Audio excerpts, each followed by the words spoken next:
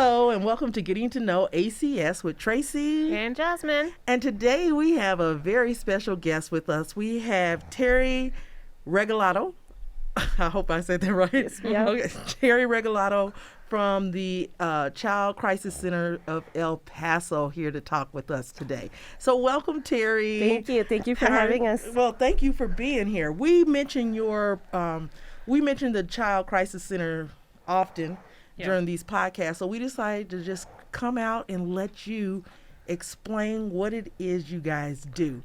So if you want to tell us a little bit about what you do and then tell us about what the program. Okay, great. Okay. Well, my name again is Terry Regalado. I'm the supervisor for the military program there at the Child Crisis Center.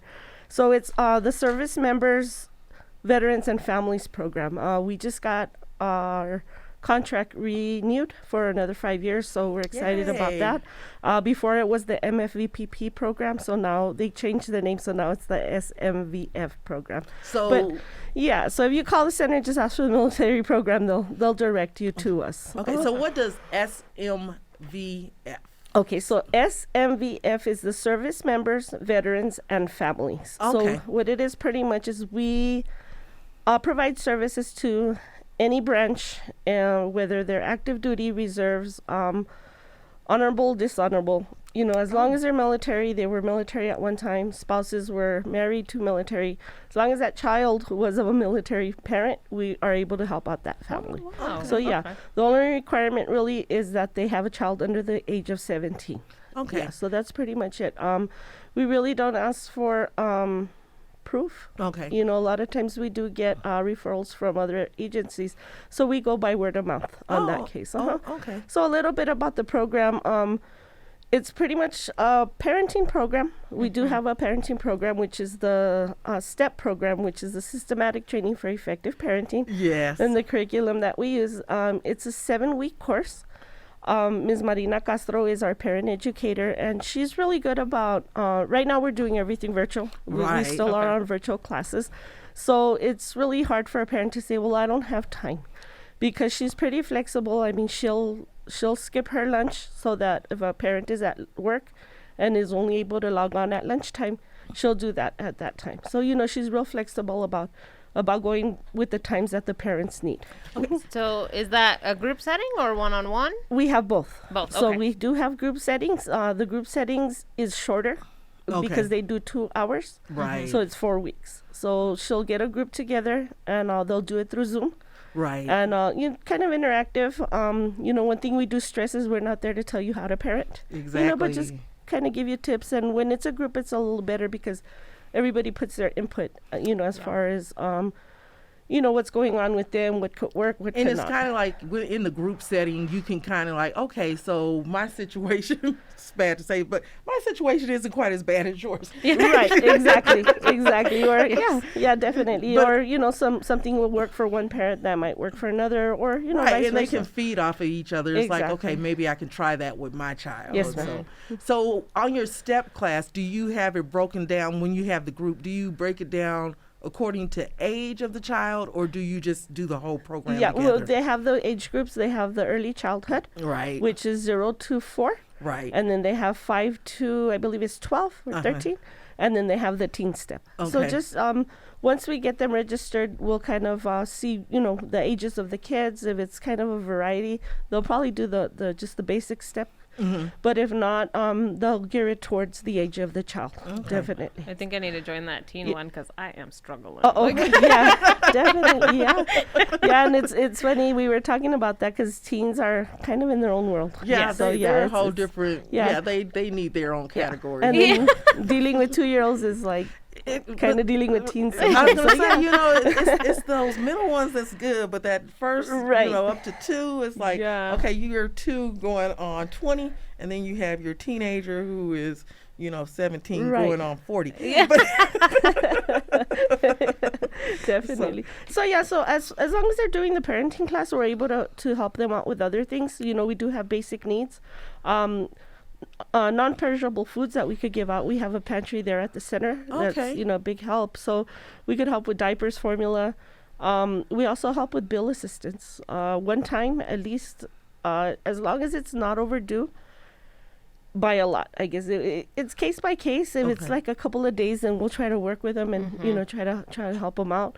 But we pay gas, gas, water, or electric. Oh, okay. We can't pay like cable or internet, but if they don't have bills, because I know there's a lot that that's already provided, we can help them out. We just helped out a family whose table was broken during the move. Okay. So we were able to help them out to get a table because the kids were sitting on the floor on a little table on the floor. Oh, so, that's awesome. Yeah, so we were able to help out in that sense as well. No, I didn't realize that. But that's a good resource too, to know that they can get formula. Yes, ma'am. And diapers and that type of thing. Yes, ma'am. So that's awesome. So in order, like you said, for you usually go by word of mouth. Yes, ma'am. So what is the criteria when you're deciding what services that they can use to provide to them? I'm just, as soon as they register, we start talking to them, and then we start trying to get their story and seeing what's going on with them. Okay. And then we'll just go from there. We also have the wraparound coordinator. So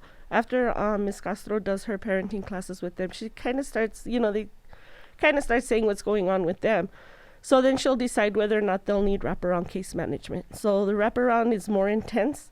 Ms. Reyes will go in and work one-on-one with those families to see what other issues are going on, whether they need referrals, counseling, legal assistance. So then she'll work with them more. Okay. So do they have to, in order to get in the program, do they have to enroll in the parenting classes? Yes, ma'am. In order to get the rest of the services? That's pretty much part of the program. We'll assist them at the beginning, and then we'll wait for them to start, and then, like I said, if we see a real need, we'll go ahead and help them out. But we want to make sure that they get into the program too. Yes. Okay. So, and then we also have a lot of events going on now. We're actually starting to plan for our party in the park. Okay. So we're hoping for June. So I will reach out to you also to see if you want to have a booth out there. But, okay, awesome. We do food for the kids. We give out toys. We try to get the mermaid to go out there and, just kind of, So it's just, for the parents to come together, the kids, and try to get more people, interested in joining the program. Oh, okay. So, So now I noticed it said on here, do you guys do respite care as well? Yes, ma'am. As far as the respite care, now that's going, and I know with the Child Crisis Center, there's a lot of people that hesitate to receive help from us because they think we're related to CPS. They're going to take away their kids. Exactly. Now, one thing they have to remember, we are completely confidential. Unless by law we have to report something, then we have to report. Right. Or unless, a commander or something comes and says, okay, they need help. Then that's the only way that they'll find out. Okay. But the crisis center itself, if they need respite, the child does have to stay a minimum of 24 hours there at the center. It's not just like I have a doctor's appointment. You could come leave them off for 2 hours. And so you're not a babysitter. You're not a child care center. Exactly. So it's and that's one thing we kind of emphasize on because there are a lot of calls that we get that, okay, I just need them for an hour, Okay. But it's mainly like mom's pregnant, dad's deployed. I have 3 other kids. So they're able to go and drop off the kids and leave them there at the center while she goes, has her baby, gets situated, and then comes out and picks them back up again. So would you help in like emergency situations where, like, let's say the mother deploys, right? Single mom deploys and somehow the babysitter or something happens and they don't have anybody for a couple of weeks until somebody comes down? Would you be available in that situation? Yeah, it would be case by case, as long as we have... we would need like a letter from mom or something, just stating that the kids are going to be able to stay there. They do ask for paperwork when they do admit the kids. Yeah. Shot records, social security numbers, ID cards from the parents, birth certificates. So, we would need that. If it's that case, they could maybe have that paperwork in advance in case something happens. Then they already have something, to go by. Because, like if they're getting, maybe there's a gap in between the time that their caregiver is going to get there and the time of deployment. Because, so a lot of times when they're getting deployed, they don't know exactly when they're going to get deployed. So, Right. Okay. Yeah. So, if I have someone coming from out of town, then they could possibly get with you guys, and you guys would keep the kids until the permanent caregiver. Right, and then they would probably get just like a notarized letter stating, okay, this person's going to come pick up the kids.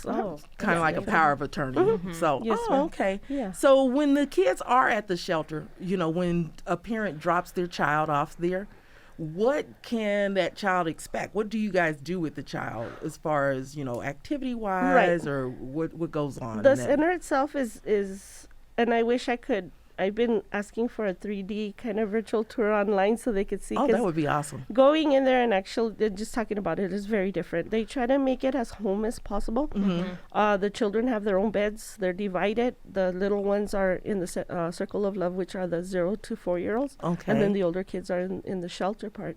But if we have siblings that come in, they're able to kind of get together still and see each other. Okay. They provide all their meals. They provide clothing for their kids, so parent doesn't have to take any clothing unless it's a special short for school. Then they'll have to bring that. But medication, if they have medication, as long as it's prescribed, they will go ahead and give that to the kids. Okay. School, the ones that are virtual are doing school there. The kids that are going to school, we take them to their own school so that we don't pull them out from that schedule. Okay, so so you guys will transport them to the school that they go to. Yes, ma'am. Okay. Yes, ma'am. Yeah, so that way we're trying not to get them out of their their schedule. Okay. And they just remain in that same schedule. The kids are fed very well.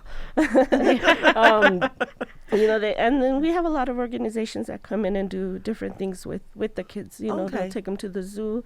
They have a little water park outside.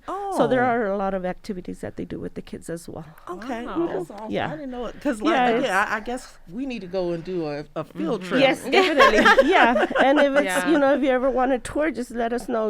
We could set it up so that we could go show you all how it is. But yeah, because seeing it is a lot different from me talking about it. It's so much different. Right. It sounds like it. Yeah. But like you mentioned earlier that a lot of times there's that stigma, because of the name Child Crisis Center. Right. But it sounds like it's so much more to it than, Yes, ma'am.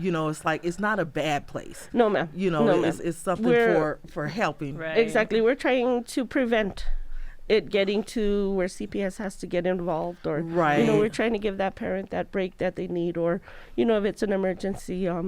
We had a family coming through from, I think it was from Phoenix, or they were going back to Phoenix, and they were in a real bad car accident. Oh, no. So the mom and dad were actually in the hospital, and they brought the kids to us. Okay. So just different situations like that. Dad got out, but mom was still in, so he would come and visit the kids and then go back and go with mom, until they were both able to get out and then it go sounds back. like it's really like a safe place. And Yes, it's, ma'am. like you said, you try to make it as homely as possible so that child is comfortable. So what, I know it's the Child Crisis Center.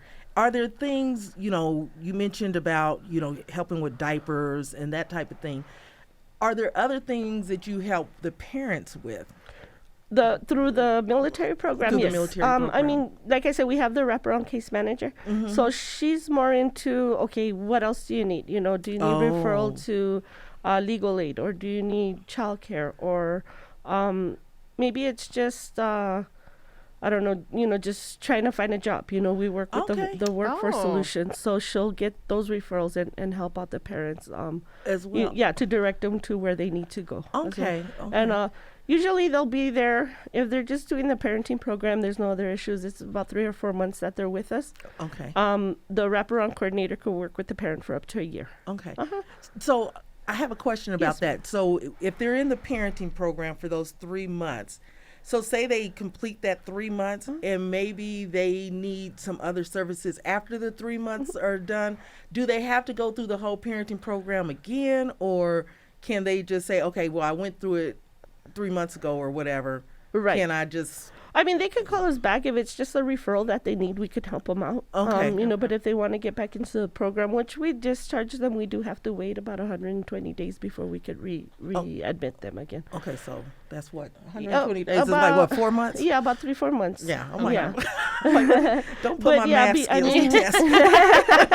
Yeah, it's about 3 or 4 months. 3 or 4. So, okay, so 3 months, and then before you could assist them again, it would be another 3 or 4 months before. Yeah. Okay. But they're really good about, before we discharge, we make sure, okay, you're sure nothing's going on, and, we'll go ahead and discharge them. But if we see that they need to come back, then we'll kind of work with them and see. Okay. Yeah.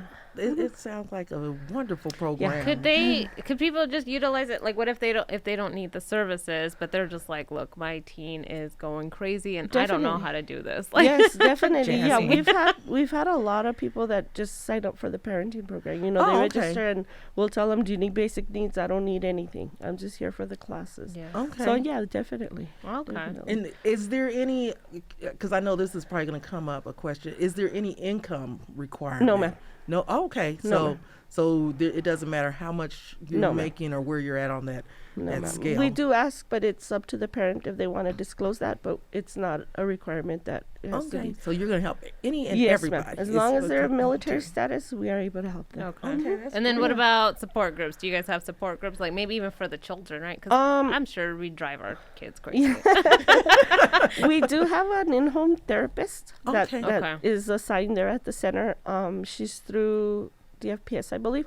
But she works with the kids there at the center. So, Okay. but we're also able to refer our kids as long as it's trauma based. Okay. They're able to work. I'm saying they because we just it's a contract. And she just finished her contract, so someone else is coming in. So we're not sure if it's a male or female. Okay. And that's fine. But they work with the kids there at the center. And then when we have referrals, if we see that they need help, we'll go ahead and refer them.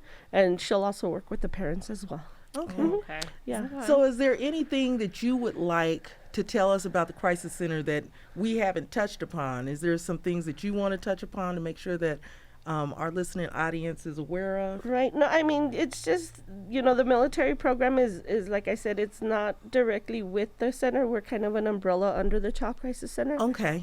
They do help out, as far as with the kids if there's an emergency. What else? We have a lot of events coming up. So yeah, if you could follow us on our Facebook page. Okay. We've been posting whether it's the SMVF page or the Child Crisis Center page. Okay. We have Events that are coming up. yes, ma'am. A 5K walk coming up. We have a bowl-a-thon coming up. A gala, and there's one more. Okay. So they can find you on Facebook. Yes, ma'am. Facebook is at SMVFP. And then on Instagram is at SMVFP_915. Yes, ma'am. And so they can get all that information there. And Yes, is ma'am. this also on your website? Yes, ma'am. Okay, so your website is www.childcrisiscenterofElPaso.org. Yes, ma'am. All right. And then for your phone number, that's 915-562-7955.